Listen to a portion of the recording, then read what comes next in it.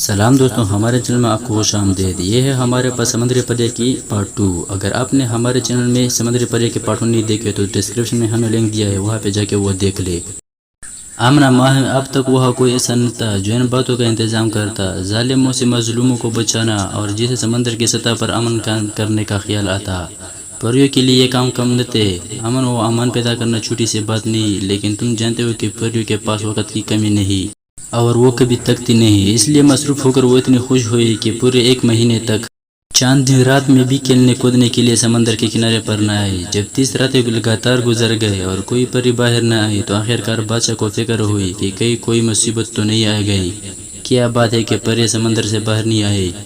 اس نے ان کی خبر لینے کے لیے اپنا الچی بھیجا۔ الچی سمندر میں پریوں کے پاس پہنچا، جاری ان کا حال پوچھا اور بادشاہ کا پیغام دیا۔ پریوں نے کہا، بادشاہ سلامت کی خدمت میں ہماری طرف سے عرض کر دینا کہ ہمیں بھی اپنی سہیلی سے اتنے دن تک نہ ملنے کا بہت افسوس ہے۔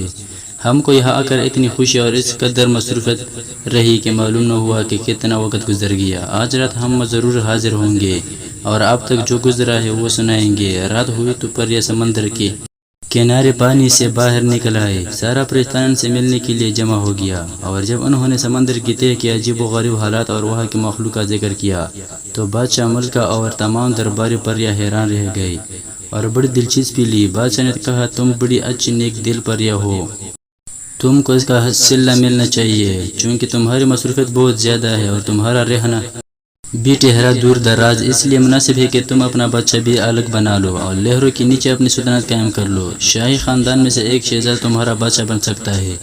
تم اس کے رہنے کے لیے ایک محل بناؤ جس میں جا کر وہ رہے اور تم پر حکومت کرے۔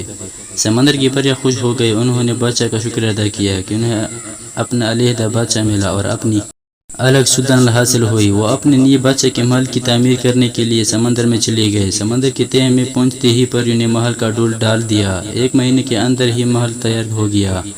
محل کی دور دیوار چمکیلی سیب کی تھے اور اس کی چھت تھے سفید باریک چاندنی جیسے ریت کی۔